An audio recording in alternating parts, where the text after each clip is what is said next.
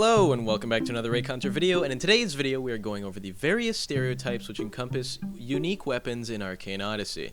Make sure to subscribe because only about 20% of the people watching this video are actually subscribed right now, and just know it's only a stereotype, so don't cry about it in the comments because there's a bad stereotype around the weapon that you use, because I don't care.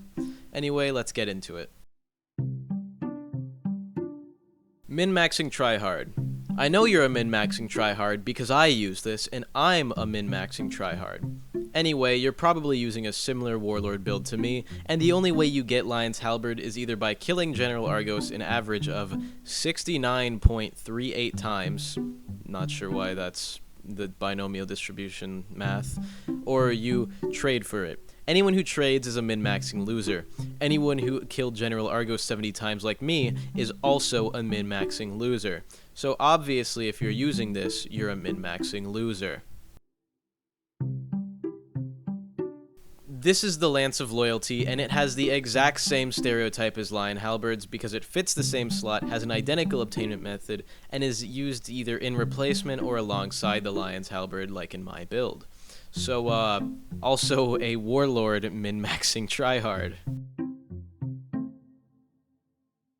You love fishing. I know you love fishing because this stupid sword has a 1 in 8,000 chance of dropping from any given fishing pull. So you probably love fishing. You know, in the game with magic, pirates, assassins, bounty hunting, boats, public executions, fame systems, you choose to fish. Alternatively, you decided to trade for it like a little baby, because you're a little baby if you traded for it. You're dumb.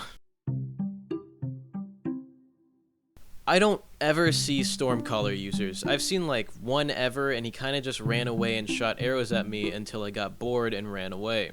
Then he proceeded to DM me on Discord and call me a pussy and told me to kill myself, even though he wasn't doing enough damage to kill me, and I didn't have enough speed or range to touch him.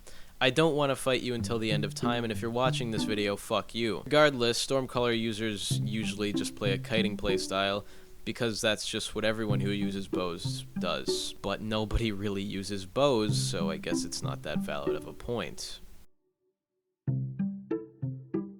This is the Architect Murloc drop. If you have more than one of these, you're probably one of the people who auto-farmed Architect Murloc through a wall for infinite rep during the 5-player server era. If you have exactly one of these, you probably traded for it.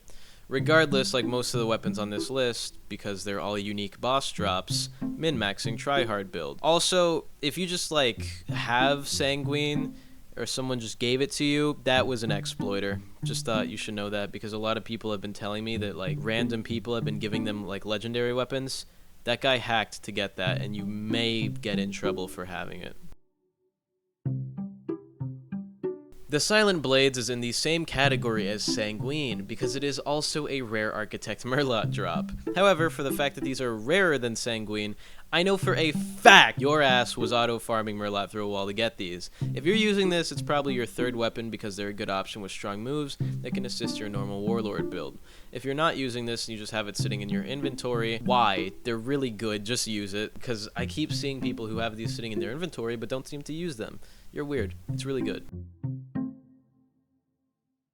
If you use the Scimitars of Storm, you really like dual wielding, just in every video game. If you can put two weapons, one in each of your hands in any video game, then you will always take the chance to do that. That's the only reason why I could see you using this over the Sunken Sword. It is literally only because you think it looks cool, because the Scimitars of Storm are honestly quite mid. And because I have someone arguing about this every time I bring up the fact that the Scimitars of Storm are mid, I know there's going to be some people in the comments talking about how it's actually better than the Sunken Sword, or that the Sunken Sword is bad, or mid, or ass. No, it's not. You got this by accident, because I refuse to believe anyone actively seeks out the Vindicator.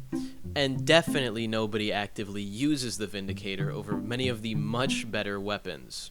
More than likely, you finished the pirate raid, stole the sealed chests, and just happened to get one of these, and kept it because it's rare, and maybe one day you'll scam some kid into thinking it's a good weapon because it's unique, and you can trade it off for that Sunken Sword that he just happened to get the 1 in 8,000 chance at level 3 with. Regardless, I have never seen a Vindicator user, and I doubt I ever will see a Vindicator user, for the simple fact that it's not worth using, which is why nobody uses it. Okay, you must actually hate yourself and be suicidal if you grinded for the Triesta of Bronze. You hate yourself if you really killed King Calvis like 60, 70, whatever times to get this, and I really pity you. If you traded for this, once again, say it with me, min-maxing tryhard build. Yay. Also, everyone who uses this seems to love randomly attacking anyone they see. You see the Power 80 who's just fishing on the dock at Sailor's Lodge? Attack him. You see the AFK Freshie who you can't even hurt, and he's clearly a Freshie because he's wearing rags. Attack him. And just kind of bother him because you can't actually damage him. You see the max power guy who's just trying to help his friend with a quest? Attack him. You see an NPC that's not doing anything? Attack him. You see a Ravina ship, attack him, and die because you get swarmed by like 60 Ravina guards. What I'm saying is that the people who use the Triasta of Bronze are really big tryhards, but they're also really big assholes, and I do not like you if you use this. So if you didn't know, Commodore Kai, along with Architect Merlot, are raid bosses. Right? You need about 8 to 10 people to actually properly fight them because of how strong they are, because with the current state of the game, you can never become strong enough to actually solo them without cheesing them. And just like Architect Merlot, he can also be auto-farmed through a wall. I never really see anyone with Commodore Kai's saber since Architect Merlot's weapons are generally better and more common, but whenever I do, he's usually actually fucking cracked at the game, and I don't know why. He may have AFK farmed Commodore Kai, but he can also actively farm most other players, because whenever I see someone using this, he's really good, and I don't understand how you got really good at this game when most of your hours were spent AFK farming a boss. If you use Commodore Kai's saber and you go through the stereotype, please explain to me why you're so good.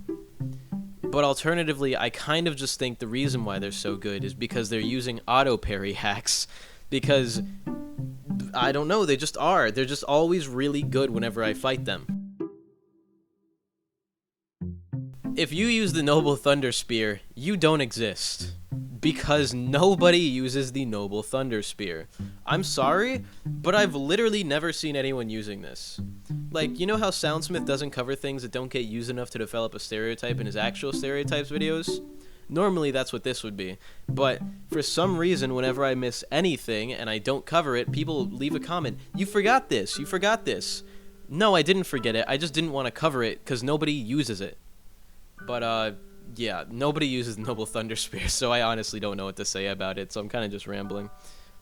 Anyway, I hope you guys enjoyed this video. Yeah, give me your money, buy a YouTube membership, join my Discord. The incorrect summary of Arcane Odyssey is scheduled to come out before the 25th of next month, so look out for that, and it's gonna drop with the next like major Arcane Odyssey update. So I guarantee you guys are going to enjoy that video when it comes out. And I hope you guys enjoyed this one. Yeah, that's about it. Give me your money, subscribe, join my Discord. It's streaming, I don't know when. Usually on Saturdays, but I haven't done it in a while. Oops, I forgot. I forgore. I'm not fucking funny, I'm sorry. Anyway, I hope you guys enjoyed, and goodbye.